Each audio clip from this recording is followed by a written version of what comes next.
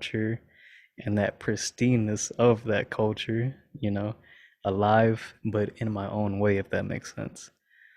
So, like we talked about earlier, I did a chopped and screwed for plenty of my friends. And Gerald, Legacy is one of them. We just dropped that last Friday. Shout out Legacy.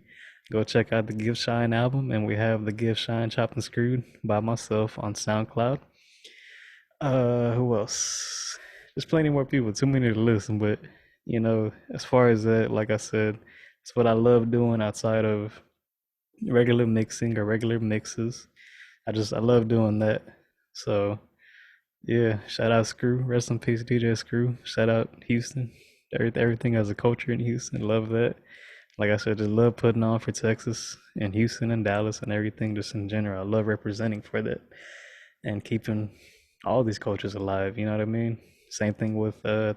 I don't know if you guys know what Tejano music is, but real popular in all of Texas. Rest in peace to Selena. Rest in peace to Selena, the queen of Tejano. You know what I mean? And I was put onto that music when I was younger. Of course, I didn't really like it when I was younger, but eventually I grew a love for that, and started making like the Hano mixes and all that.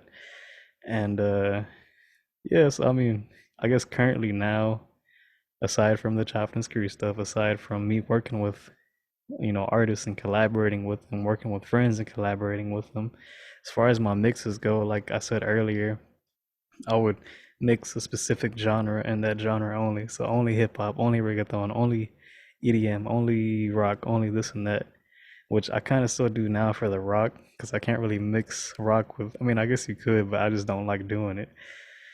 But so now I try to create sets, if that makes sense. I don't know if that makes sense with you guys, but I try to create sets now. Like, I mix up, I might start with like hip hop, and then I play a little bit of reggaeton, then I play like a little bit more up tempo stuff, and then I play a little bit of Afro beats or dancehall or reggae, or whatever, like whatever I feel is the correct way to go with that specific set, and I try to build it in terms of energy. So start off kind of slow, kind of chill, and then build that energy up to some more hype stuff and to some more hyper songs. And I wouldn't say I've always done that, but I picked that up recently, like maybe the past couple of years. So as far as my sets go, they're real, what we DJs call it as is open format mixing. So, open format is just not sticking to a specific genre, but blending and I guess kind of genre, I forgot what the word was, genre blending or genre breaking, if that makes genre bender, that's what it is. Genre bender. So I consider myself somewhat of a genre bender. I'm not all the way there yet, but Yeah. just building sets and try to implement all these genres that I love into one set now. And I pulled that from listening to Sirius XM, Channel 13 specifically. I think I talked about this on some of the discussion boards. Channel 13, Pitbull's Globalization. Shout out to Pitbull. Shout out to that channel. Plenty of DJs go on there like uh 5, 6 times a day. Like all these different kind of shows and sets they have on there. Pull a lot of inspiration from that, and that's kind of what inspired me to start doing that on my own, but in my own way, because I don't want to, of course, copy them or copy transitions or copy song selection. I try to build that now You want to make in your my own own way. path, Exactly. And try to bro. implement And stuff that they don't implement, if that makes sense. Just yeah, make it my own. You know what I mean? and like before we end this today, bro, like I'm looking at your album, bro, like the Spooky Chopped and Screwed, bro. Oh That's yeah, Lil fire, Spooky. bro. That's fire, bro. Like the from the first mixes you sent me to like the Give Shine Chopped and Screwed, bro. Like you've come up a lot, bro. For sure, bro. The intro I to the first appreciate that. song and you mixing it up, bro. That man, that's nasty. Like Yes, sir. that, the mixes, bro. It's like they're timed like to make a good sound. Like that's pretty on fire, bro. Like it's clear. And like I've seen you over the years, bro. Like we've been friends like 4, 5, Oh yeah, 5 years like probably. 4 or 5 year up there. And like, bro, you come up like before you was like you was okay, but like now, like Dang, the bro. the progression is there, bro, and I'm grateful Yeah. for the progression, man. No, But you know, and it's cool, bro. Like it's cool to see you. I'm over here listening to it again, just like I'm looking at you too on the podcast. Like, yeah, my man's gonna go up there, bro. He gonna buy me that little hey, Cadillac. You gonna give me that Cadillac? But nah, bro. hey, I Like appreciate that. it's nice, bro. I'm proud of you, bro. Like it's cool, man. Like I can't really say I have that many friends doing what you're doing, bro. Like it's cool. Hey, I appreciate that.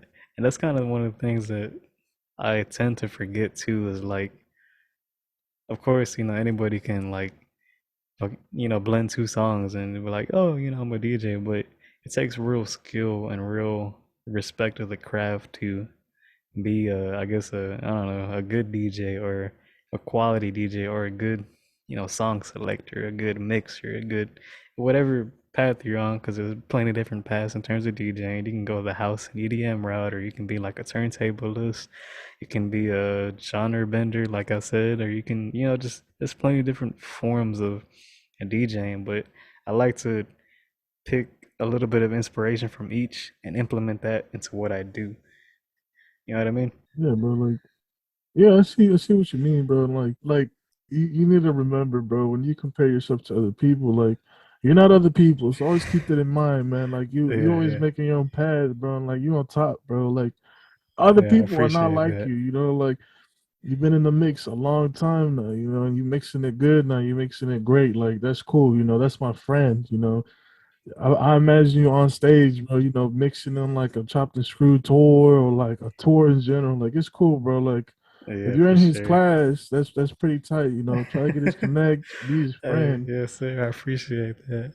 Yeah, yeah, actually, I think if I can say this, shout out to my boy Legacy. Like I said, me and him were talking about, like, I don't think he really has like I guess a DJ. Of course, he has people in the circle, but like, we worked on that Give Shine. And I think after that, we were talking about, hey, like eventually, if we start doing shows, like, I brought up the idea, like, bro, I'd be down to be the DJ for that show. Whether it be here or it be, like a little tour, like whatever. I would love to get that vibe, because it's like a completely different path of DJing too, like being a tour DJ.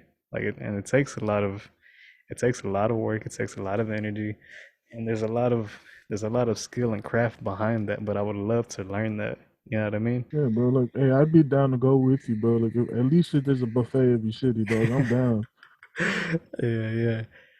But yeah, honestly, like I could sit here all day. I could sit here all day and talk about DJing, because we're talking about this when we're taking breaks currently. But this is like my first time actually not speaking to it with friends, but like speaking to it on a platform like YouTube, on a platform like a podcast. Like this is real exciting. Like I don't know, like I can get into it like literally all day. But I'll end off with this in terms of the whole DJing thing. Like, I love what I do, and I couldn't imagine where I would be without this. I couldn't imagine where I would be without music, honestly, because this is one of the, of course, family, friends, and everything that's important to me is what keeps me going. But this is one of the things that that keeps me happy. You feel me? Like it's one of the things that keeps me happy and just keeps me going, honestly. Like I love it so much. I respect the craft so much. I respect the history so much. I used to educate myself on the history of DJing, back in the 60s, 70s, back in New York with all the boroughs of New York. You had people like DJ Cool Herc, like a whole bunch of legends, back in the 70s that started doing, like those big block parties back in the 70s. And like that's all the beginning of DJing. And I feel like I've educated myself on that, and there's always room to learn more, to learn how to, mix a certain way or do a certain thing. There's always room for improvement, is what I'm trying to say. And I still practice, when I can. I guess currently, I touch my decks and I practice and I play with music and all of that and get into one of my programs like once or twice a week, and I try to bang out, like a couple of mixes or a couple collaborations with artists. I guess I had, like I said, one recently with Legacy, but I did stuff in the past and all that, and I try to keep it up because, like, I don't want there to be a day where I don't keep up with it, if that